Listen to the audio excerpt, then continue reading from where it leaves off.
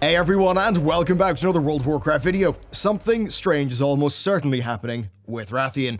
During Mists of Pandaria, he was a central character to the cosmic story of World of Warcraft. His concerns were not of the survival of the factions, but instead the survival of the planet itself. Pretty much, he was pretty damn woke back then. But since then, he's went missing, with Blizzard seemingly not really knowing what to do with him. Today, we are going to be trying to work out just what the hell is going on with Wrathion. Before we get into it though, Wrathion was a major character in Christie Golden's novel, War Crimes, which you can get for free on Audible. If you sign up for a free trial with my link, not only will you help out the channel a great deal in these rather turbulent times on YouTube, you will also get a free audiobook of your choice. And this audiobook will be yours for life, even after you cancel, so there really is no risk. They're literally giving you a free book and hoping you enjoy the service. War Crimes is a great read, especially because you're going to see a lot of its DNA in Battle for Azeroth, because the author, Christie Golden, is now working internally at Blizzard, having recently wrote both of the epilogue cinematics for Legion. And it's also worth knowing that quite a lot of the World of Warcraft library is there. We've got books like Illidan, Proudmoore, and very soon Before the Storm. Check them out down in the description below, and let's get on with the video. We've got to start with the canned Legion plans. It was odd that the guy who predicted the Legion invasion didn't even show up for it. What's odd here is the original intention was for Ratheon to be involved with Legion, but that was cut after a rewrite. However, he is very much still nodded to. In the original version of High Mountain, Ratheon was Spirit Walker Ebonhorn, and Abyssian, the current guy, didn't exist as a character. The plot is that Ebonhorn was a trusted advisor, but had appeared kind of recently. Essentially Ratheon had infiltrated the High Mountain tribe. The actual quests played out in much the same way, but there was a key narrative difference. Ratheon ended up securing a number of uncorrupted black dragon eggs. This would be quite important, as Ratheon seems to have been kind of the last one. Having a new batch of dragons would certainly be useful, given how he, in the alpha version of High Mountain, was still working with his mercenary allies from the Tavern in the Mist, so he probably does want some, fellow dragon buddies.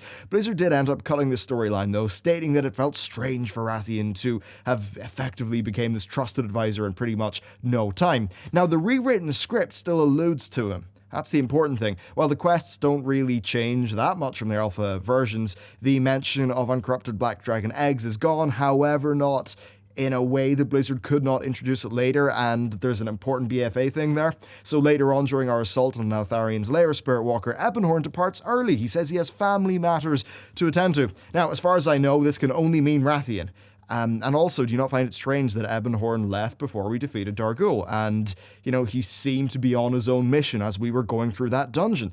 I think it's pretty odd as well, and I think that Ratheon again might tie into this. Doubly so, because if you think of the original alpha version of Legion, well, Ratheon would have been going in this dungeon with us because he was Ebonhorn. So there's no doubt he would have been there for a very important reason. Why else, of course, would he have installed himself within the High Mountain if not to get closer to his father's old lair?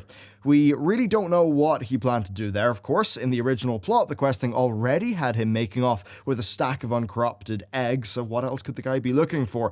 Well, it's kind of impossible to know, unfortunately. Neltharion's lair is where Neltharion spent his days back as the Earth Warder, which is before he went all Deathwing and weird.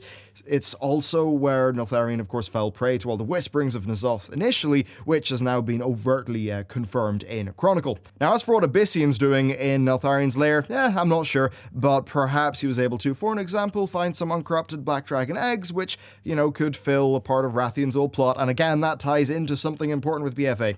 Now, Abyssian leaving to deal with family matters can also go in a few different ways. He clearly is being secretive about what he's up to there. Either him and Ratheon are clashing, or they're working together, or they're just having a family meetup. Abyssian is significantly older than Ratheon, which is kind of interesting, so there will be a different dynamic there. Now, if they have been working together, then that really allows for some great conspiracy tier stuff. One black dragon is off collecting eggs, what's the other one doing? Especially in a post-rewrite world where Ratheon is said to be, quote, wandering Azeroth, so really the guy could be up to anything. Now, are these two trying to kickstart a new generation of black dragonflight? I think that's the ultimate thing, and again, I'll talk about BFA stuff later. Now, whatever happened, the next time we see Ebonhorn, he's got nothing to say about it. It transpires that Ebonhorn and the ancient High Mountain had warded the area against old gods, but the wards are now failing. We eventually do defeat Ulganeth, and we save the area. Overall, though, it is just a strange situation with Wrathion being caught from Legion, and really whether he's in the plot or not, it seems like Wrathion is involved here in some capacity. During BlizzCon 2016, of course, it was just said he was wandering Azeroth, a bit of a cop-out answer, but it does mean they can reintroduce it whenever they want. Now, the Deaths of Chromie scenario is said to be in the near future, and in that scenario, we find Wrathion at the Black Dragon Shrine.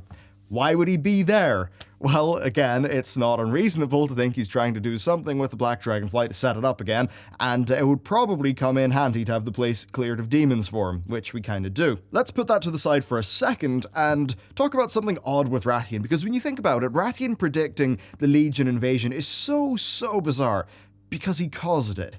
Now, this could be sloppy writing, but do remember that Ratheon directly caused Warlords of Draenor in an attempt to have the Iron Horde in complete control of Azeroth so that they could fight off the Legion invasion that Ratheon saw coming.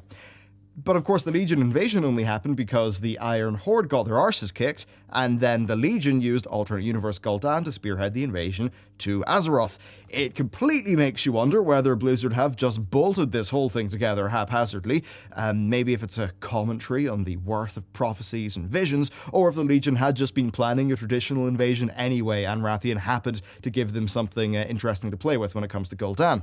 All of this can potentially tie into Warlords, though, because during that expansion, he turns up at Admiral Taylor's garrison. Taylor sets, some guards to watch Ratheon, but Ratheon pays them off. Later on, Ratheon warns Taylor of Epithal, who is a lich, who eventually took down the whole garrison. But of course, Ratheon left. He took several of Taylor's best followers with him.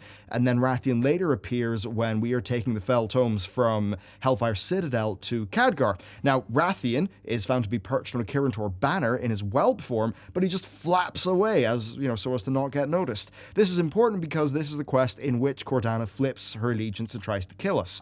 Why is Ratheon there to snoop in this particular event? It's an interesting question. It's the only time he appears at Khadgar's tower, so it doesn't seem like a coincidence. I'm not saying he had anything to do with it, of course. Rather, I think that he's just keeping himself very up to date with current affairs. Now, this plot gets even more strange when we try to account for both the events of Legion and the events of Mists of Pandaria. So, Chronicle Volume 1 stated that when Sargeras killed the bodies of the Pantheon, Organon used their magic to preserve their essences, and the essences then made their way to Azeroth, where they were absorbed by the Titan Keepers.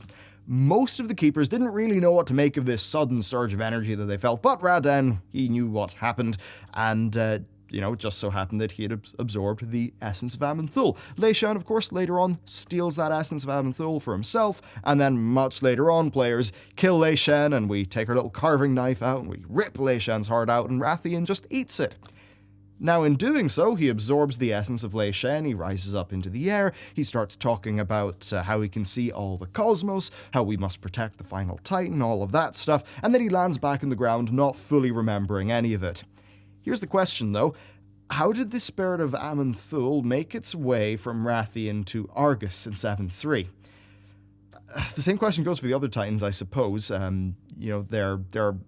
They should be dormant in the other Keepers.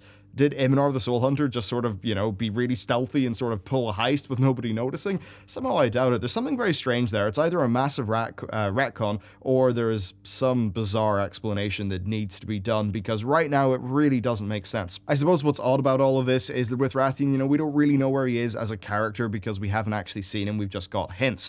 But it's worth talking about where he could re-enter in Battle for Azeroth. So there's a new faction called the Champions of Azeroth. We don't really know much about them, and Ratheon is currently, he's not in Battle for Azeroth at all, but they seem to have very well-aligned goals. Neither Khadgar or Magni want a faction war, and they're mostly just sad that it's happening. Now, while Ratheon is probably ambivalent towards a faction war, the three of these characters, well, they're not really concerned with the war, and ultimately, they're all there to protect Azeroth. One of the strange things that we heard from the devs is he questioned if Ratheon really is the last Black Dragon, or if we would find something out during island explorations. This was odd to me, because Abyssian exists, but I suppose what he could have meant is that Ratheon is the last, as in the most recent, to be hatched. Now, it certainly is teased that something is going down with the Black Dragonflight here. It's a group that we now have two decently established characters with. We have a plot line surrounding a clutch of new eggs that was cut, but could plausibly be very easily introduced.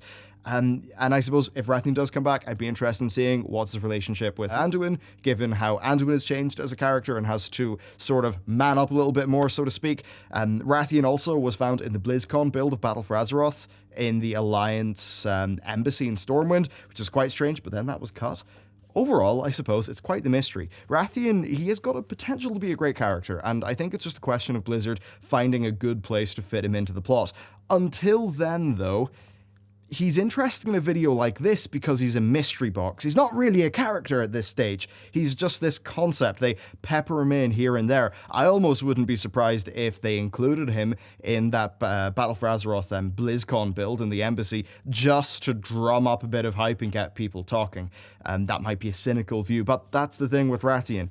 You just do little nods and mentions to the Black Dragon flight, sow the seeds of some sort of conspiracy, and then I suppose the likes of me can talk about it, and it gives Blizzard a bit of a launching off point in the future, because they do have all of these plot threads just dangling about. So, let me know, what do you think's going on with Ratheon? I would really love to know what all of our just thoughts and conspiracies are. But until then, thank you very much for watching this video, and a tremendous thank you to everyone over on Patreon. Over on Patreon, there's early access to non-news videos as well as vlogs and behind-the-scenes stuff, so you can check that out down in the description. But yeah, with that, guys, I'll see you later.